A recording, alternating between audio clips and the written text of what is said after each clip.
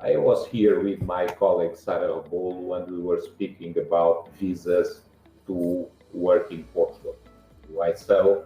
Because we notice even with the COVID that there are a lot of foreigners coming to Portugal. Portugal is very interesting to work and it has a regime very, very interesting for tax purposes that we have spoken already, but also people from outside the European Union need visas. And these visas are simple to obtain in Portugal.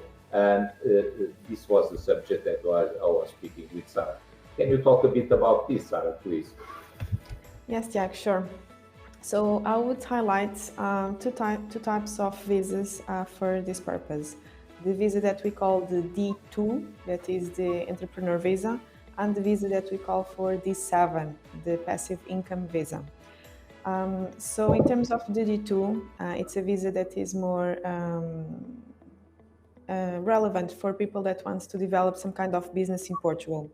And why is that interest? Because there are no definition of what should be the business, neither minimum amounts of investments.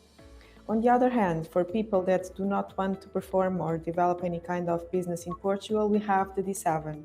And the D7 is more focused on people that have passive income, for instance, retired people, people that have dividends, that have properties rented abroad and can live from that, and is not also subject to minimum amounts of investment. So with these two programs, we can cover a huge market for people that wants to relocate to Portugal and not want to do any kind of specific investment. From one side, they can just develop an activity, a standard business activity, or just enjoy their years here in Portugal. Important to highlight that in both cases, family reunification is allowed, and both programs, they can lead to citizenship, Portuguese citizenship, and consequently European citizenship. Also to highlight that this kind of visas, the process starts abroad in the Portugal's consulate of the residency area of the applicants. This is interesting because you can see that coming to Portugal, you have the non-habitual tax regime. So imagine that you have income from abroad, interest, if you have dividends from abroad, if you have rental income from abroad, from houses, etc., you will not be liable to tax in Portugal. So it's therefore very, very interesting and has been very successful. And how long does it take to get these authorizations? We know it's taking a bit more because of COVID and things are closed, but around what time, how much time does it take to get these visas?